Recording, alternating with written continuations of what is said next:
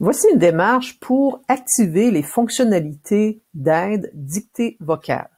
Alors, en partant, vous avez peut-être déjà remarqué que le moteur de recherche Google possède déjà le bouton micro pour pouvoir lancer une recherche avec la voix. Donc, la dictée vocale va écrire ce que je dis. Alors, mettons, recette de pain maison.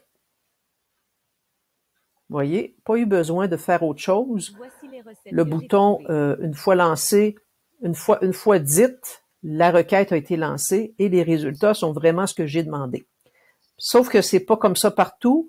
Je prends un autre exemple d'un élève qui a besoin de faire une requête pour trouver une image. Donc là, le bouton dictée vocale, il n'est pas là. Donc, on va l'activer dans le Chromebook et ça va demeurer utilisable.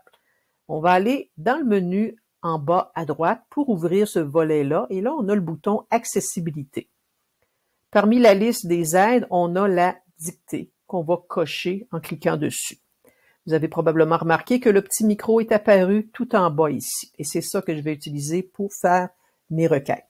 Alors, quand je vais positionner mon curseur, je vais appuyer sur dictée sur le micro et tout ce que je vais dire va s'écrire. Donc, on va garder ça simple. Je vais chercher une bibliothèque.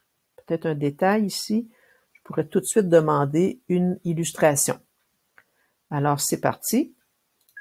Bibliothèque.